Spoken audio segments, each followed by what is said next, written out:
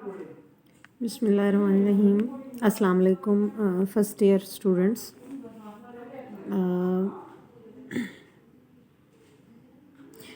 आपके lesson plan के मुताबिक आज का जो हमारा टॉपिक है वो है तालीम की नफ्सियाती बुनियादें। इसमें हम तालीमी नफ्सियात को डिस्कस करेंगे कि व्हाट इज़ दैट, और इल्म नफ्सियात और तालीम का जो आपस में ताल्लुक़ है उसकी बात करेंगे। सो फर्स्ट ऑफ़ ऑल हम लोग बात करेंगे तालीमी नफ्सियात की। तो ये थोड़ा सा आप लोगों को अगर याद हो, मैंने कुछ थोड़ा बहुत तारुफ जो है इसका बताया था आपको कि नफ्सियात जो है वो एक ऐसा शोबा है जिसमें इंसानी फ़ितरत, उसके रुझानात, जहन और उसके तर्ज़ अमल का मुतालिया किया जाता है। इंसान अपनी फ़ितरत के लिहाज से बहुत पेचीदा है। ये बात भी हमने क्लास में की थी कि इंसान का एक वक्त में, जैसे कहते हैं कि आप साल हा साल भी किसी शख्स के साथ रहते हैं तो आप उसके बारे में जान नहीं सकते एग्जैक्टली, उसका आपको पता नहीं चलता कि वो दरअसल है क्या। हर इंसान अपनी तबाया का मैंने आपको बताया था कि ये तबा की जमा है, जिसका मतलब मिजाज है, नेचर है, रुझान यानी किसी भी चीज़ की तरफ आपका झुकाव है, दिलचस्पियों, सलाहियतों और ज़रूरियात के लिहाज से दूसरे इंसानों से किसी न किसी तरह यानी कम या ज़्यादा मुख्तलिफ है। इंसानी फ़ितरत, ज़हानत, रुझानात और जज्बात का मुतालिया मुश्किल भी है और दिलचस्प भी।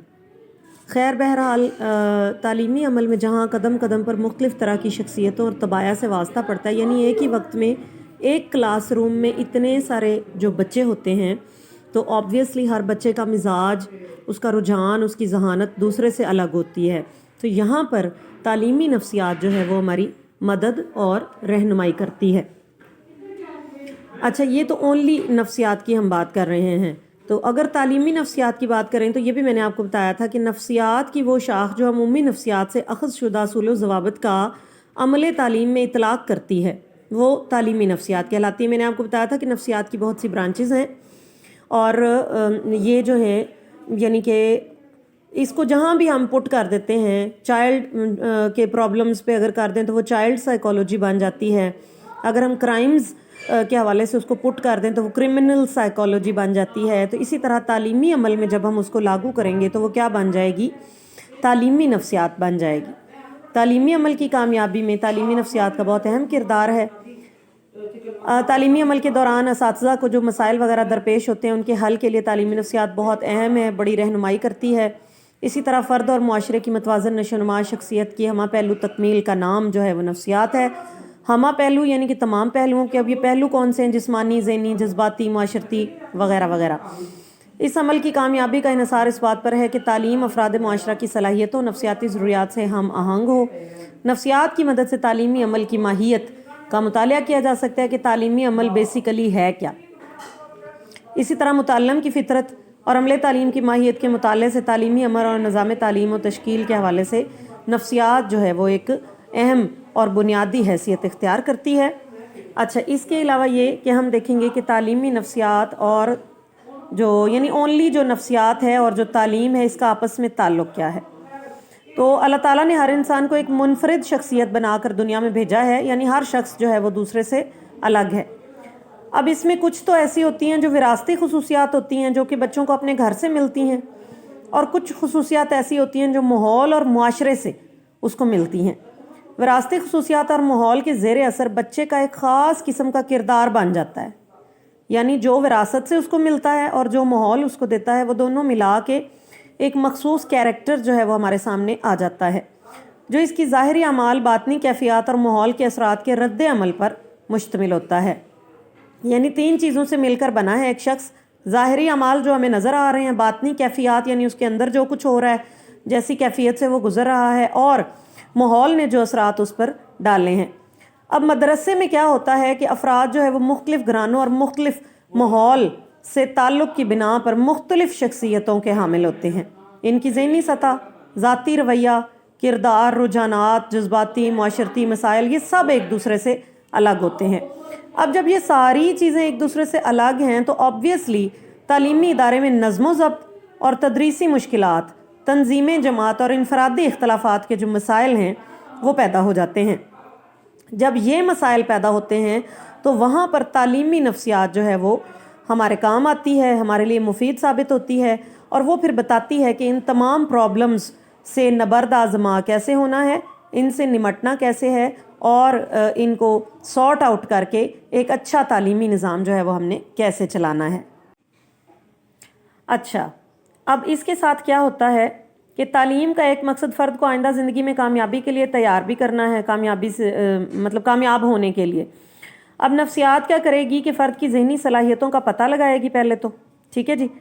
اس کے بعد پھر ہم نے یہ کوشش کرنی ہے کہ اس کی صلاحیتوں کے اکارڈنگ ہم اس کو ایسی تعلیم دیں کہ وہ کسی قابل ہو جائے یا کوئی ایک اچھا جو معاشرے کا فرد ہے وہ بن جائے۔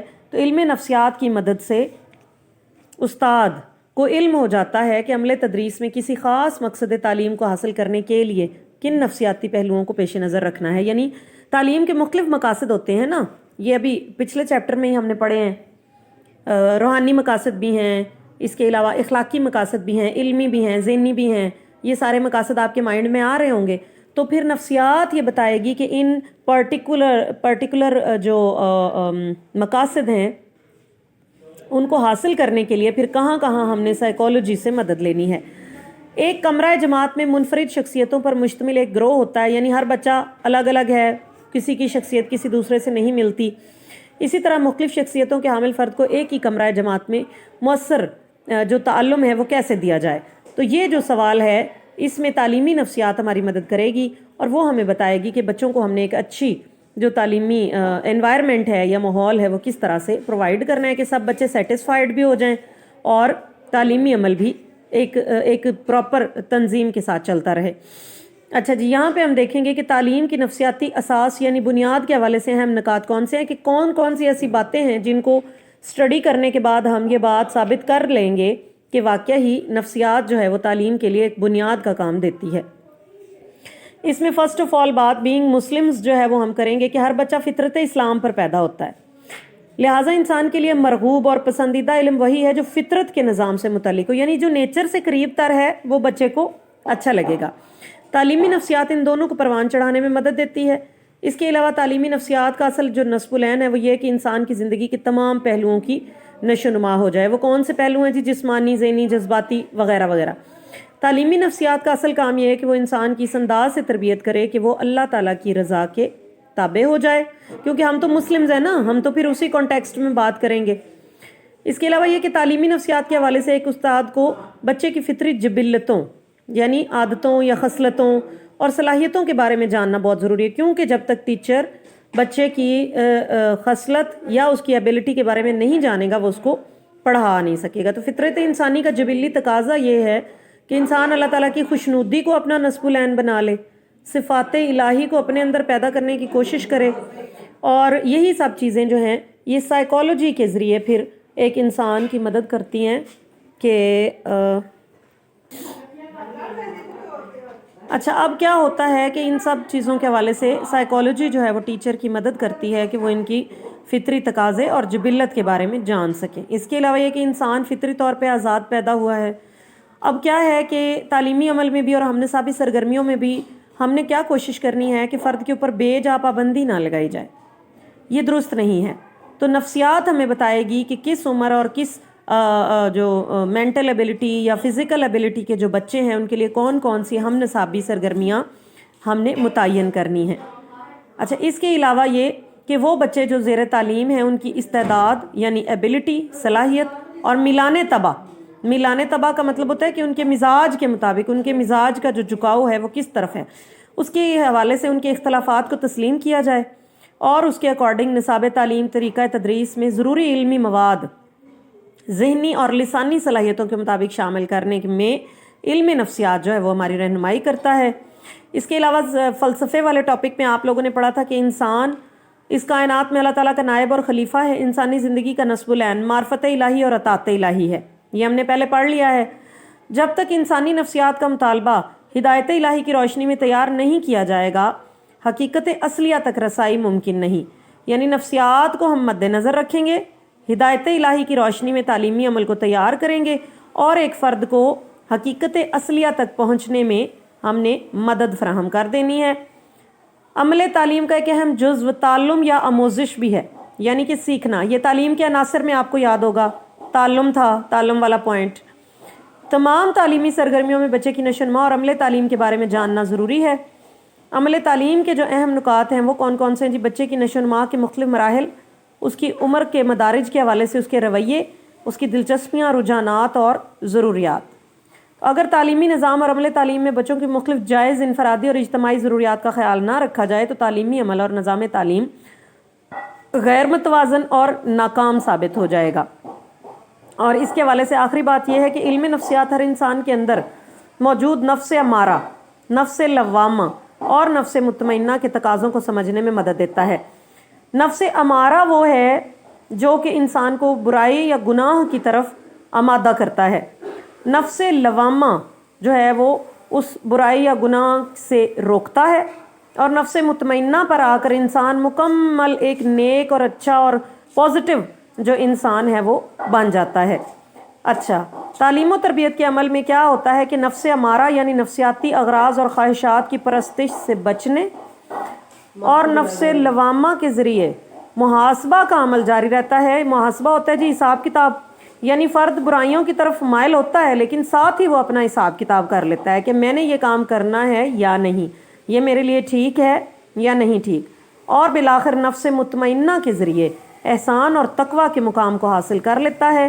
اور یہی نفسیات کا ایک آبجیکٹیو ہے تعلیمی عمل کے اندر کہ فرد کو جو ہے وہ ایک متقی اور احسان والے مقام تک اس نے پہنچانا ہوتا ہے۔ تعلیم کے ذریعے نفسیات اپنا یہ کام کرتی ہے کہ خوشنودی کو اپنا نصب العین بنا لے، صفات الہی کو اپنے اندر پیدا کرنے کی کوشش کرے، اور یہی سب چیزیں جو ہیں یہ سائیکالوجی کے ذریعے پھر ایک انسان کی مدد کرتی ہیں کہ اچھا اب کیا ہوتا ہے کہ ان سب چیزوں کے حوالے سے سائیکالوجی جو ہے وہ ٹیچر کی مدد کرتی ہے کہ وہ ان کی فطری تقاضے اور جبلت کے بارے میں جان سکیں۔ اس کے علاوہ یہ کہ انسان فطری طور پہ آزاد پیدا ہوا ہے۔ اب کیا ہے کہ تعلیمی عمل میں بھی اور ہم نے سابی سرگرمیوں میں بھی ہم نے کیا کوشش کرنی ہے کہ فرد کے اوپر بے جا پابندی نہ لگائی جائے، یہ درست نہیں ہے۔ تو نفسیات ہمیں بتائے گی کہ کس عمر اور کس جو مینٹل ایبلٹی یا فزیکل ایبلٹی کے جو بچے ہیں ان کے لیے کون کون سی ہم نصابی سرگرمیاں ہم نے متعین کرنی ہیں۔ اچھا، اس کے علاوہ یہ کہ وہ بچے جو زیر تعلیم ہیں ان کی استعداد یعنی ایبلٹی، صلاحیت اور میلان طبع کا مطلب ہوتا ہے کہ ان کے مزاج کے مطابق ان کے مزاج کا جو جھکاؤ ہے وہ کس طرف ہے، اس کے حوالے سے ان کے اختلافات کو تسلیم کیا جائے، اور اس کے اکارڈنگ نصاب تعلیم، طریقہ تدریس میں ضروری علمی مواد ذہنی اور لسانی صلاحیتوں کے مطابق شامل کرنے میں علم نفسیات جو ہے وہ ہماری رہنمائی کرتا ہے۔ اس کے علاوہ فلسفے والے ٹاپک میں آپ لوگوں نے پڑھا تھا کہ انسان اس کائنات میں اللہ تعالیٰ کا نائب اور خلیفہ ہے، انسانی زندگی کا نصب العین معرفت الہی اور اطاعت الہی ہے، یہ ہم نے پہلے پڑھ لیا ہے۔ جب تک انسانی نفسیات کا مطالبہ ہدایت الہی کی روشنی میں تیار نہیں کیا جائے گا، حقیقت اصلیہ تک رسائی ممکن نہیں۔ یعنی نفسیات کو ہم مد نظر رکھیں گے، ہدایت الہی کی روشنی میں تعلیمی عمل کو تیار کریں گے، اور ایک فرد کو حقیقت اصلیہ تک پہنچنے میں ہم نے مدد فراہم کر دینی ہے۔ عمل تعلیم کا ایک اہم جزو تعلم یا آموزش بھی ہے، یعنی کہ سیکھنا۔ یہ تعلیم کے عناصر میں آپ کو یاد ہوگا، تعلم تھا، تعلم والا پوائنٹ۔ تمام تعلیمی سرگرمیوں میں بچے کی نشوونما اور عمل تعلیم کے بارے میں جاننا ضروری ہے۔ عمل تعلیم کے جو اہم نکات ہیں وہ کون کون سے ہیں جی؟ بچے کی نشوونما کے مختلف مراحل، اس کی عمر کے مدارج کے حوالے سے اس کے رویے، اس کی دلچسپیاں، رجحانات اور ضروریات۔ اگر تعلیمی نظام اور عمل تعلیم میں بچوں کی مختلف جائز انفرادی اور اجتماعی ضروریات کا خیال نہ رکھا جائے تو تعلیمی عمل اور نظام تعلیم غیر متوازن اور ناکام ثابت ہو جائے گا۔ اور اس کے حوالے سے آخری بات یہ ہے کہ علم نفسیات ہر انسان کے اندر موجود نفس امارہ، نفس لوامہ اور نفس مطمئنہ کے تقاضوں کو سمجھنے میں مدد دیتا ہے۔ نفس امارہ وہ ہے جو کہ انسان کو برائی یا گناہ کی طرف آمادہ کرتا ہے۔ نفس لوامہ جو ہے وہ اس برائی یا گناہ سے روکتا ہے، اور نفس مطمئنہ پر آ کر انسان آمادہ کرتا ہے۔ نفس لوامہ جو ہے وہ اس برائی یا گناہ سے روکتا ہے، اور نفس مطمئنہ پر آ کر انسان مکمل ایک نیک اور اچھا اور پازیٹیو جو انسان ہے وہ بن جاتا ہے۔